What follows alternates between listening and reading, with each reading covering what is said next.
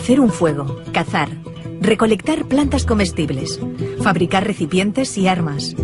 Nuestros antepasados aprendían unos de otros las actividades de la vida cotidiana. Los conocimientos se adquirían a través del contacto con los demás y la repetición. Hasta que miles de años después se inventó la escritura, la primera gran revolución en el aprendizaje.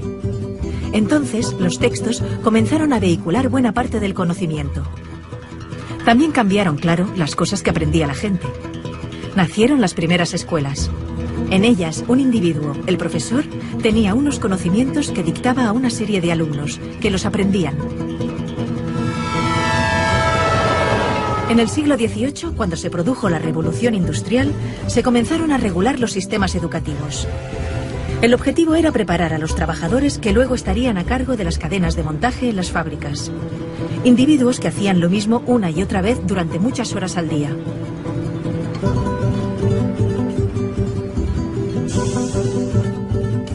La escuela que se inventaron seguía ese patrón. Todos los niños repetían y repetían de memoria determinados conocimientos. Un proceso estandarizado y lineal, en el que les enseñaban aquellas materias que se consideraban útiles para la recién nacida economía industrial. Es el modelo que ha perdurado hasta nuestros días. Sin embargo, ya no nos sirve, porque el mundo, en el último medio siglo, ha cambiado radicalmente. Los avances espectaculares que se han producido en ciencia y tecnología han hecho, por una parte, que pasemos de ser una sociedad industrial basada en la producción masiva de objetos a una sociedad de servicios y de información, en la que el motor son las ideas y la creatividad, la capacidad de inventarnos nuevos oficios más acordes al siglo XXI. Y por otra parte, los descubrimientos científicos nos han permitido conocer mejor cómo funciona nuestro cerebro, el órgano encargado del aprendizaje, y descubrir algo que los griegos ya sabían, que no aprendemos repitiendo, de memoria, sino haciendo, cuando nos emocionamos. Por eso, hay que transformar la escuela de arriba a abajo. Necesitamos un sistema educativo que mediante el aprendizaje social y emocional fomente la educación personalizada, que potencie el desarrollo de cada individuo, que estimule la creatividad, la pasión, la energía, el talento. Porque nuestro futuro está lleno de nuevos retos que requerirán nuevas soluciones, y estas dependerán de cuán creativa, vital y variada sea la gente. Y también feliz. Y para ser feliz necesitamos realizarnos y desarrollarnos, descubrir y cultivar aquello que nos motiva y hace sentirnos bien. Bienvenidos a la escuela del siglo XXI.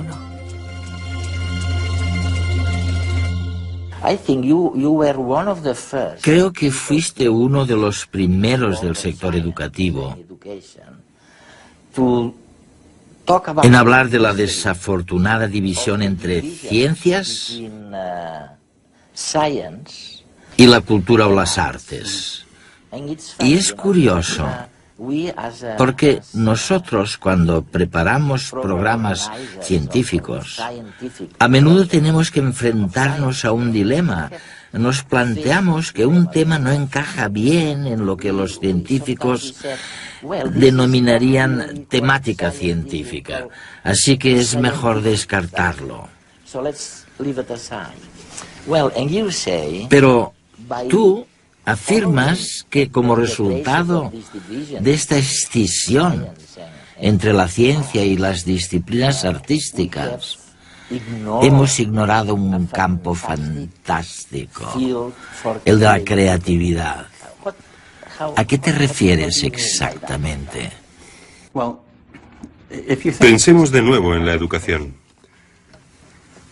La mayoría de países no instauraron un sistema de educación pública obligatoria hasta mediados del siglo XIX. Se trata de ideas bastante nuevas.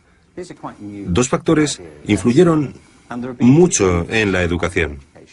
El primero fue la economía industrial, que provocó una cultura organizativa de la educación extremadamente lineal, centrada en los estándares y la conformidad. Y el otro gran factor de influencia, en mi opinión, fue la cultura intelectual de la Ilustración, que desencadenó en la cultura académica de la educación. Una de las características de la enseñanza es que hay una jerarquía de asignaturas en las escuelas, En la mayoría de sistemas tenemos arriba de todo de la jerarquía la lengua, las matemáticas y las ciencias. Un poquito más abajo están las humanidades, como la geografía y los estudios sociales, o la filosofía, cuando se enseña. Y debajo de todo están las disciplinas artísticas. Hay poquísimos sistemas educativos, no conozco ninguno de hecho, que enseñen danza con el mismo rigor y sofisticación con el que se enseñan matemáticas. ¿Por qué hay esta jerarquía? Muchos te dirán, es evidente, tiene que haber una jerarquía. ¿Pero por qué? Creo que hay dos motivos. El primero de los cuales es económico. Se cree que las materias que están más arriba en la jerarquía son más relevantes para el mundo laboral. Para encontrar trabajo. Sí. Y te encuentras con afirmaciones como, no te dediques al arte, jamás serás un artista ni te ganarás la vida con el arte. No hagas música, es muy difícil salir adelante como músico. Así que un argumento es claramente económico. Pero lo interesante es que nadie te dice, no te centres en las matemáticas, nunca serás matemático, ni tampoco, olvídate de la química, jamás serás químico. Esto se debe a que en nuestra cultura intelectual existe una asociación entre las ciencias y cierto tipo de conocimiento objetivo. Se cree que al trabajar con las ciencias, se trabaja con hechos y certeza, que son las cosas que marcan diferencias en el mundo, mientras que las disciplinas artísticas se asocian con los sentimientos y la expresión personal, por lo que están muy bien para entretenerse, pero no son importantes para la economía. La Ilustración y la Revolución Científica crearon un modelo de inteligencia y conocimiento que ha imperado en nuestra cultura. Desde entonces, el arte se ha asociado con la corriente del romanticismo del siglo XIX, con la expresión de sentimientos. Y creo que es un problema enorme, porque esto ha disociado el intelecto de la emoción. Y hemos pasado a considerar ambas cosas como separadas, en detrimento tanto de las artes como de las ciencias.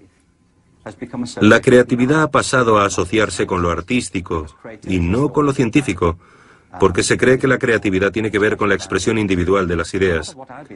Yo propongo, entre otras cosas, retomar una concepción de la creatividad que nos devuelva la relación entre las disciplinas artísticas y científicas, puesto que ambas salen perjudicadas de la separación.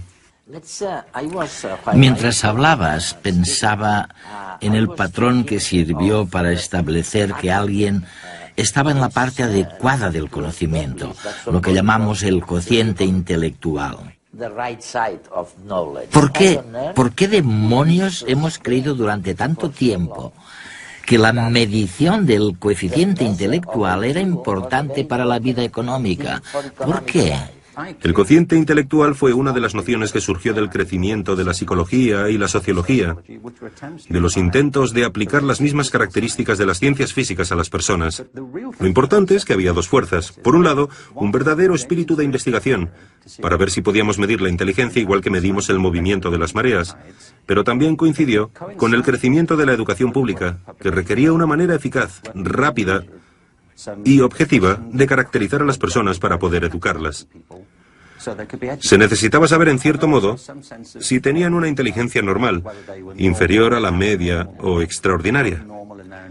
Alfred Binet, cuando creó el primer test de inteligencia en París, estaba interesado en los niños con necesidades educativas especiales. Para descubrir cuáles eran sus necesidades, necesitaba tener una idea de cuál era la capacidad media. Este era el objetivo inicial. No obstante, los test de inteligencia se volvieron fundamentales para la categorización de alumnos en las escuelas públicas, pero también para la selección en el ejército. Se han convertido en un mito, me parece. Han pasado a formar parte de nuestro léxico cultural como si fueran objetivos. Una de las organizaciones más importantes que hay es Mensa, la organización de personas con cocientes intelectuales altos. Y me parece estupendo, no voy a criticar a Mensa, pero me planteo si esto es así realmente. En realidad, el test de inteligencia solamente mide la capacidad de hacer test de inteligencia. Hay personas a las que estos test se les dan muy bien. Si queremos saber lo inteligente que es alguien, por lo menos deberíamos aceptar que la inteligencia entraña mucho más de lo que se puede medir en un test de inteligencia. ¿No deberíamos incluir también otras preguntas?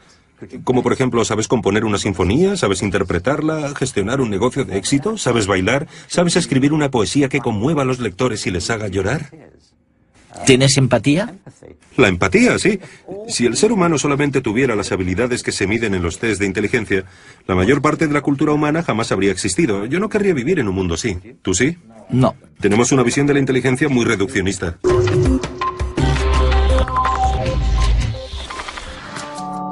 El psicólogo Mark Greenberg recordaba en redes la problemática de los profesores frente a los nuevos retos de la educación. Hasta ahora lo que hacíamos con los profesores era presionarlos muchas veces para que se centraran únicamente en lo académico, solamente en la lectura, las matemáticas y las ciencias. Y en eso se han convertido, en profesores de lectura, de matemáticas y de ciencias. Pero la mayoría de profesores eligieron la profesión porque querían llevarse bien con los niños.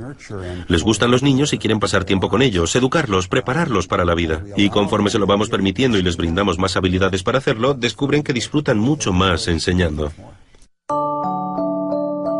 Para Richard Gerber, el valor de la educación está en el camino, no en la meta. En cierto modo hemos olvidado que lo bueno de la educación está en realidad en la experiencia, en el momento, en la alegría de descubrir algo, en la satisfacción de tener una pregunta y poder buscar una respuesta, y no necesariamente en la propia respuesta. Creo que muchos niños y muchos profesores en el sistema educativo se sienten frustrados porque, por culpa de las presiones y la obsesión por los resultados, la magia del viaje se ha disipado. Me parece que este es el motivo por el que cada vez hay más niños que abandonan los estudios enseguida que pueden, porque no ven en ellos ninguna pasión, ninguna emoción. Y es a raíz de esta fijación con el destino final que ignora la alegría de lo que pasa por el camino. Pero, ¿cómo voy a estar atento en clase? Datos y datos, fórmulas, información... Si ya no me acuerdo de lo que estudié el año pasado. Que si la capital de Ecuador es Quito... Pero estoy seguro que eso está en Google. Me parece que nos enseñan igual que antes. Nos educan igual que a mis padres y a mis abuelos. Y a los padres de mis abuelos. Así es difícil estar motivado. Ahora se ha puesto de moda decir que tenemos TDA, porque creen que no atendemos en clase. Algunos niños sí que tienen un problema y necesitan pastillas. ¡Todo pastillas! Pero a otros lo que nos pasa es que estamos muy aburridos. Porque con las cosas que nos gustan podemos pasarnos horas y horas. Porque en lugar de darnos pastillas, no intentan motivarnos para que seamos creativos, para que inventemos, para que soñemos, que nos den ganas de aprender. Pero si vivimos en una época súper chula, tenemos el mundo a nuestro alcance, con un clic. Yo me paso horas navegando por internet, mirando vídeos, jugando. No sé, es que en el cole me duermo. Piensen.